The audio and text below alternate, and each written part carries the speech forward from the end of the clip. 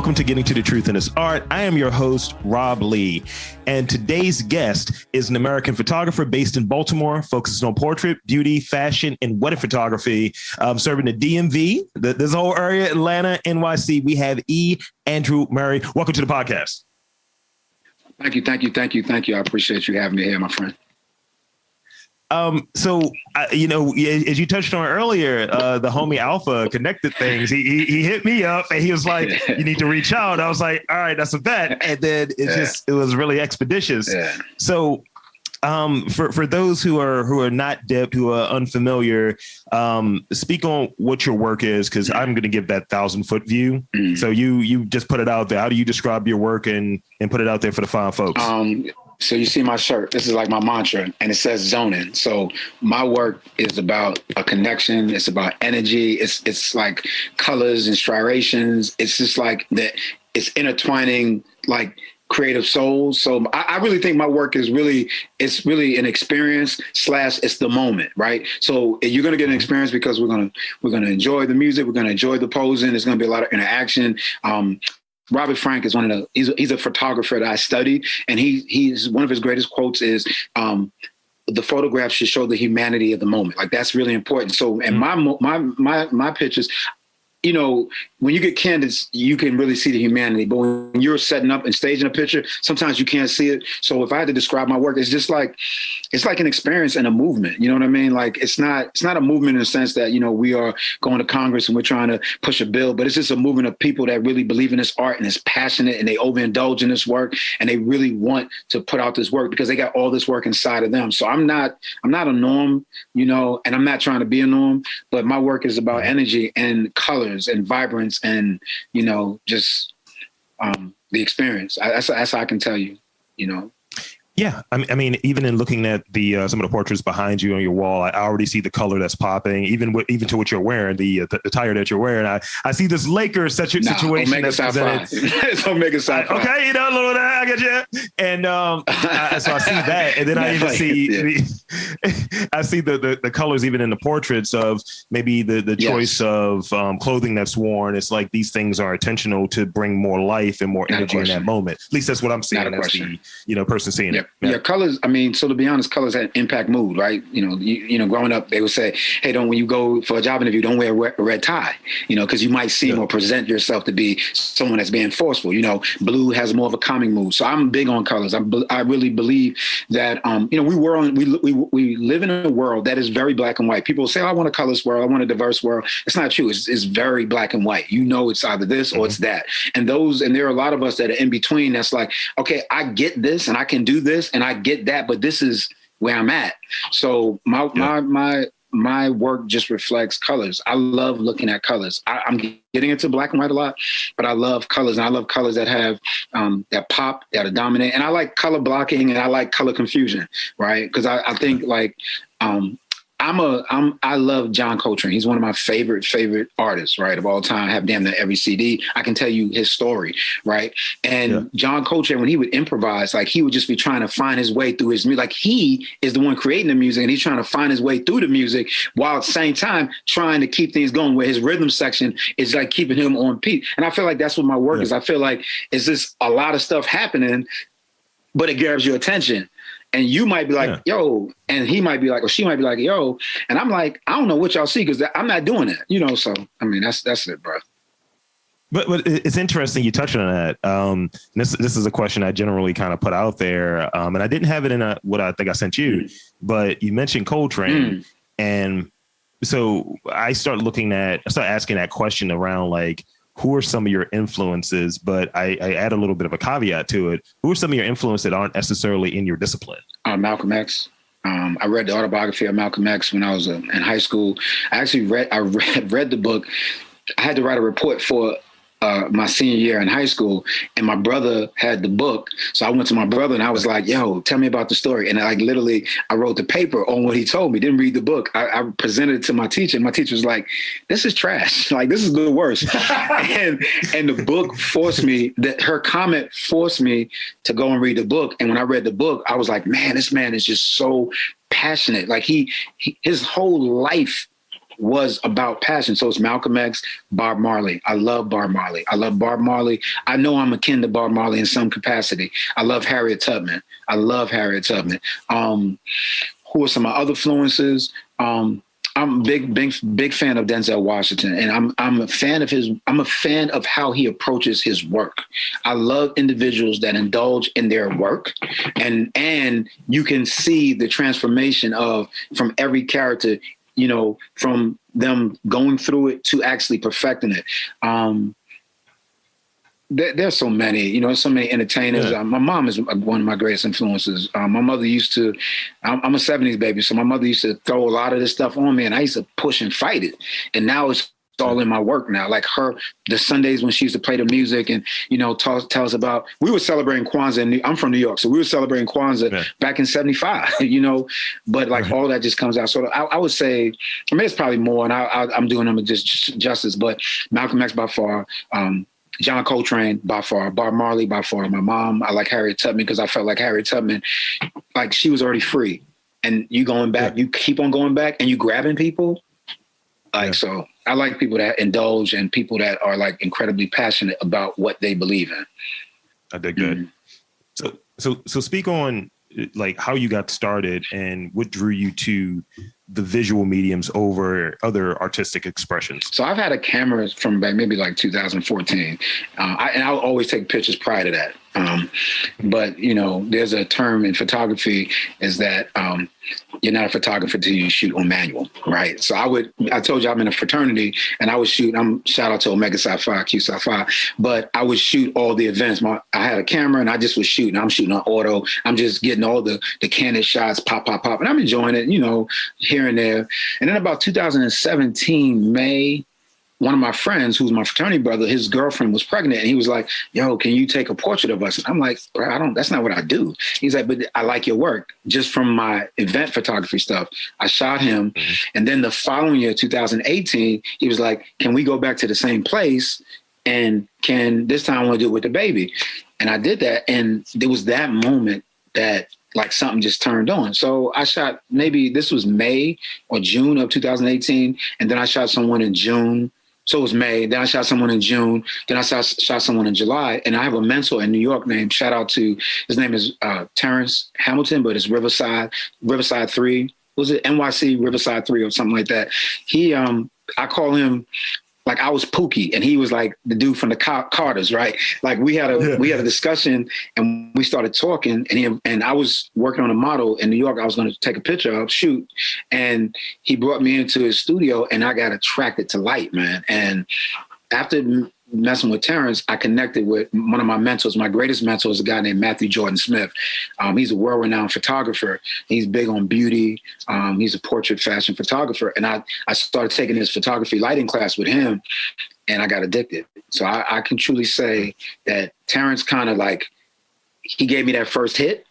And Matthew is the person that constantly is feeding me where like this dude has shot, you name him, he shot him. And he's not, how you sometimes join these courses and you don't really have a full connection with the person that's world renowned. Now this dude, I can email him, text him, whatever. And he's in Japan, and he's available, and he critiques my work and also gives me a lot of encouragement. So I am obsessed with photography. I pretty much, bro, I probably either shoot every day or edit every day, but I probably put about 7 to 8 hours a day in something around photography.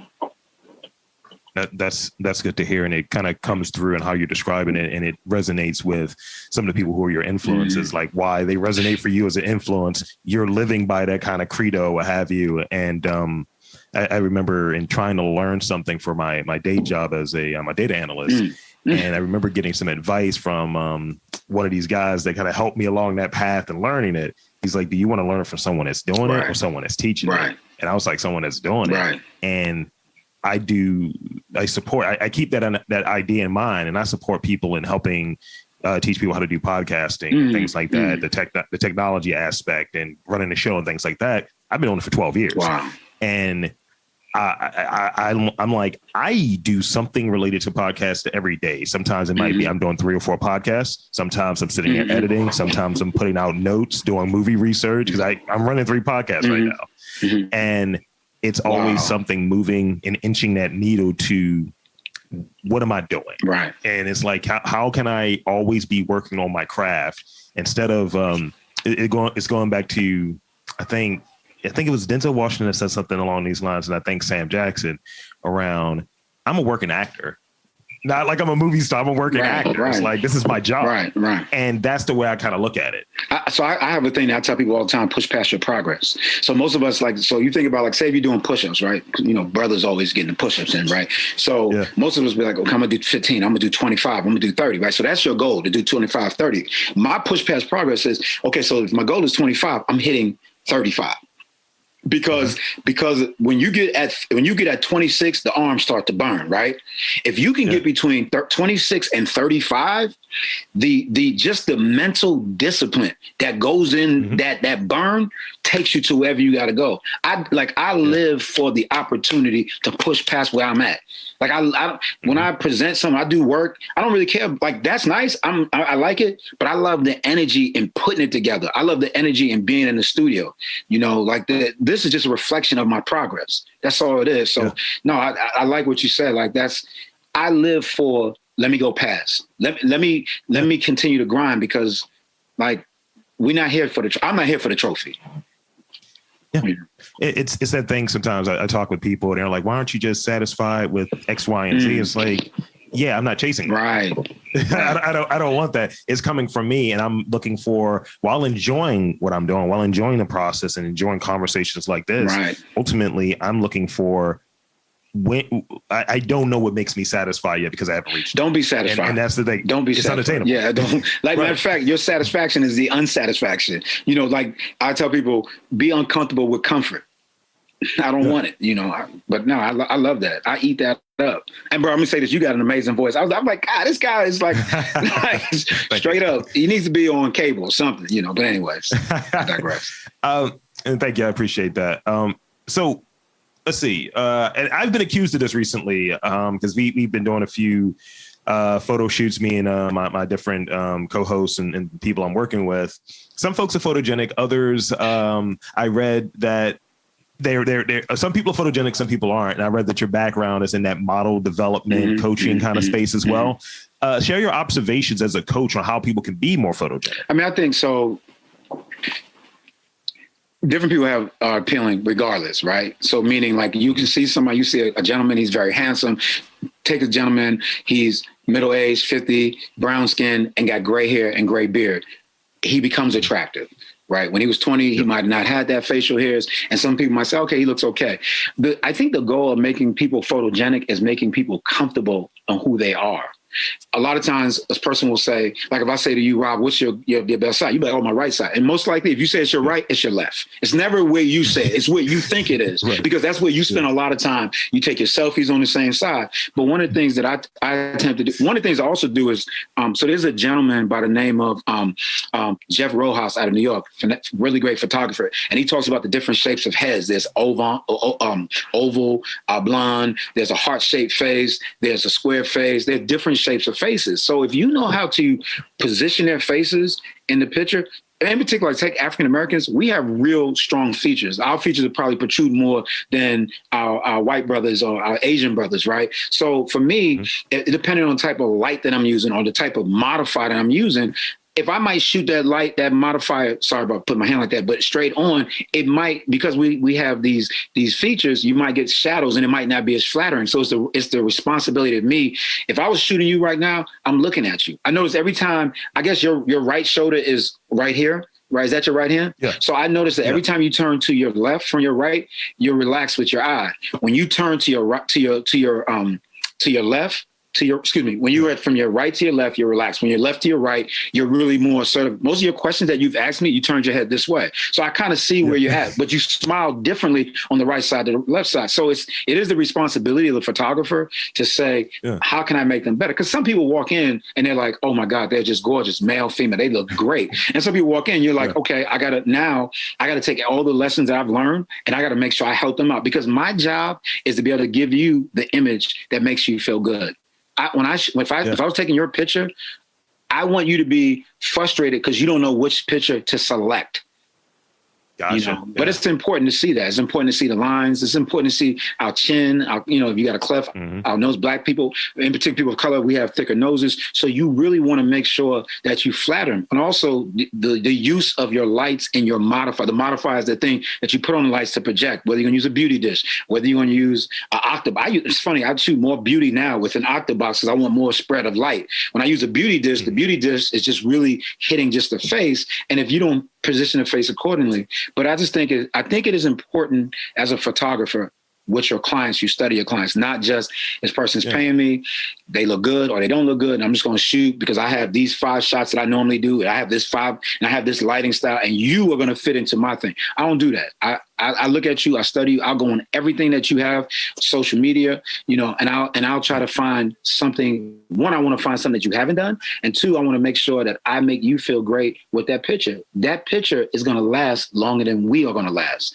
So I want your great grandchildren to be like, oh, that was granddaddy. But the connection is I took that picture. So I want to be able to hold that, No, I dig that. That is a breakdown and a half right there. I appreciate that because it's a thing where when people are observant and they see it, it's like, oh, I noticed you do this. And it's more of an observation as opposed to some people may feel it as judgment. They start changing and correcting that behavior. It's like, oh no, what am I doing?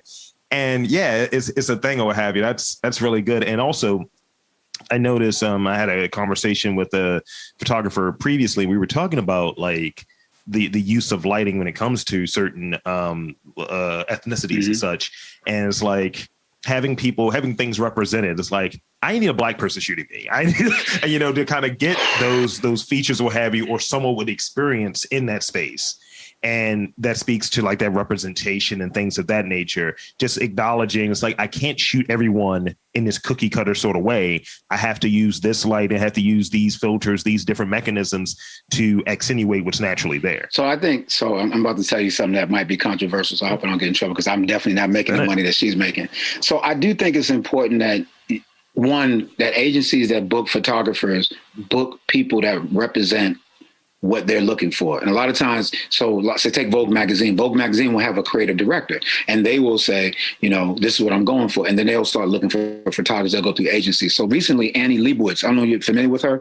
She did the Simone Biles cover of Vogue magazine. And a lot of photographers, we were bothered by that.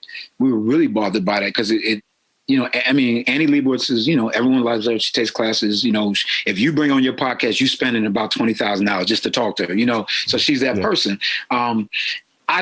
It does seem like a lot of things that I see are very similar, and as a photographer, I didn't look at it like, she don't know how to shoot black people. I just think she has in her mind what things look like. A few years ago, she had on I believe it was Vogue, a picture of LeBron James. I don't know if you ever saw it. It was LeBron James holding Giselle. To me, it was a reference of the King Kong joint. So when I start seeing images like that, I'm like, maybe you don't understand how that makes us feel. And I don't know if she's like, I made him King Kong and I got issues with African Americans. I don't believe she's like that. I just think that there has to be a level of sensitivity. Now, there's a young brother named Dario. I forget Dario's last name. He's out of New York. I love his work. He did the cover he did Vanity Fair with Viola Davis, where you saw her back and she was it was blue, right? And but it was a play on the slave that was whipped in his back. I don't know if you saw that. So, but when you talk about colors, he used the right lighting to accentuate her skin complexion. If you look at the Annie Leibowitz cover of Simone Biles, it looked very chalky, So I do think that, I think when you shoot African Americans, you need to understand the culture a little bit. And then try to infuse what you know about technology and lighting to insinuate. Like this woman behind me, she's real dark skinned, right? So I made sure that I wanted her to have something that was, colorful to pop her skin. I'm not gonna put her in a black scarf. You know what I mean? No. And I'm not gonna have dramatic lighting where I might use a small modifier that doesn't show her strong features. So and I'm not on Annie Leibowitz. Annie Leibowitz will run rings around me with her knowledge. But I just think that it is important as a photographer to research a client. Because if I'm shooting non-African American, I'm black. So I know what I do and what we do, I will study. But I study, famous photographers who don't look like me. A lot of the people who influence my work don't look like me, but I'm definitely going to make sure that I know how to shoot people who look like me. I don't get that back. You take a picture, you don't get that. It's over, so you want to do it at your very best. So would you, and I think that has answered actually my next question in terms of like the importance of diversity and exploring like working with other creatives and what that diversity actually looks like. Because I think if you stay siloed in your own group, your own demo, you're unable to kind of expand and work in other places and actually learn different things and learn different approaches to what your craft is. I mean, it matters depending on what you're trying to do. So, of course, if you're working on a personal project, then you might want to do a silo because you want to research it. You want to make sure that you're able to execute whatever that vision is. And, I'm a big believer that you should study time, history, study fabric, study everything so you can connect to what you want. It sometimes gets a little clumsy because you know what you want to get done. And when you are working in a group, you have other creators that have a different vision too. So it becomes conflicting and competing. So for me, it is difficult. Not difficult. For me, I understand how difficult it is because, I know how I want it to play out. And what I normally do, if I have an idea, I backtrack. So if I say I want to shoot a brother that's doing a podcast, that's the first thing I do. And then I work my way back to the day one. And when I get day one, it allows me to then turn back and then move forward to make sure I get to it. But it is important to get the diversity because things are different now. I'm a middle-aged man.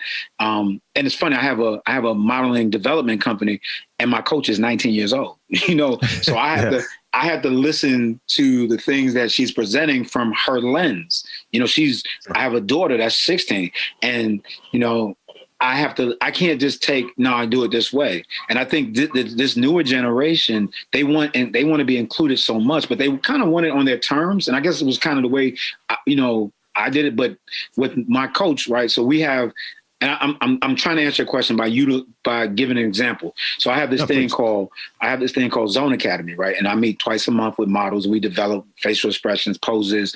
They do print. They work on their portfolio.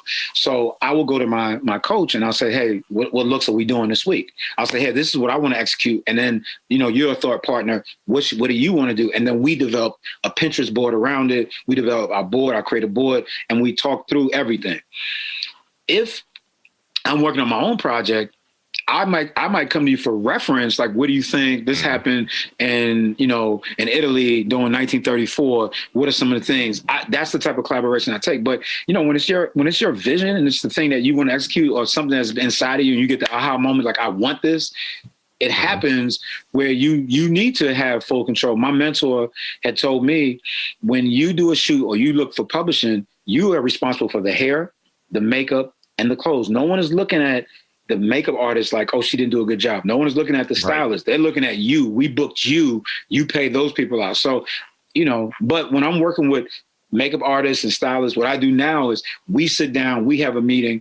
I show them a sketch, or this is what I want to get it done. And then I want them to do the same. And then we all come back to the table and make sure that it's, the plan looks like what we all want. It sounds very head coach oriented. Like when somebody's going through what is that Black Monday and the coach is getting fired at the NFL season, they're not looking at coordinators first. They're looking at those head coaches. It's like you got to keep that person in pocket. Like so you better make a decision. Right. So what would be that one thing that comes to mind? It doesn't have to be the most major, but it has to be just something that pops in your head, like you wish you knew when you first got started in this photography space. I think maybe a better understanding of lighting. So I tell people what you get a bunch of photographers, everyone shoots, everyone does their thing. So there has to be a separation between Rob and Andrew. Like, what's different between our work? And for me, I put a lot of my work on my lighting. Like my lighting, if you go on my page, I want to believe that my stuff is vibrant, right? Mm-hmm. I wish I had I knew about lighting. I was studying lighting, but I have an app on my phone called Solar, and I can look, and I purposely look at it, and it tells me where the sun is at. I look at the sun a lot. I look at the stars. Anything that illuminates I look at it and I'm like, wow, can I recreate that? How can I do that? How can I take what I see outside? Because that's all you do with studio lights. You're trying to recreate the sun, or you're trying to recreate a light mood. But I wish I'd have had more understanding, because I was just gunning. Like I wanted to shoot, so I would shoot 10 models this week, 30 models next week. So I just was gunning, and the work was not really strong. And when I would reach out to models like, hey, I want to shoot. And they would courteous and be like, oh, I'm busy, or I got this going on. But you knew after hearing enough, they're not feeling my work, But I wish I had a better understanding. But I'm also one of those people that I think your time is your time. So as much as I say that, if I'd have had better understanding of lighting, and if you'd asked me this question now, I would have said something different. So I'm happy where I'm at, and there's so much, I'm nowhere where I need to be at.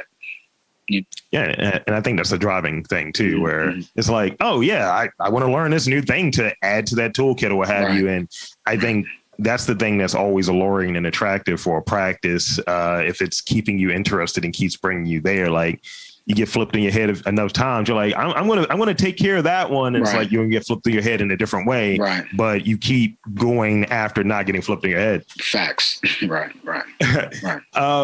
So this is the last question I have before we get into some shameless plugs. Because I would be remiss not to really tie it back to Baltimore, because ultimately that's where we're at and what we're, where these conversations are happening. Creatively speaking, share 3 things you think Baltimore needs more of. So as far as on art, or just period? Art, from your vantage point, it could be art, it could be a mixture. All right, let's go with, I'll go art last. So okay. I do think that Baltimore needs more opportunities for professional individuals to come back to the place that they grew up at and to invest. The thing that I struggle with to hear people say, yeah, I'm from Baltimore, I'm this, and I'm not from Baltimore. I'm this and that. I grew up over on Edmondson. I grew up over on York Road. But then you're not over there. Like you're not, you see them dudes over there struggling and you ain't giving, you have something. Du Bois talked about the talented 10th, was it Du Bois or was Washington? It was Du Bois. I'm sorry. Du Bois talked about the talented 10th. Like the talent is supposed to go back.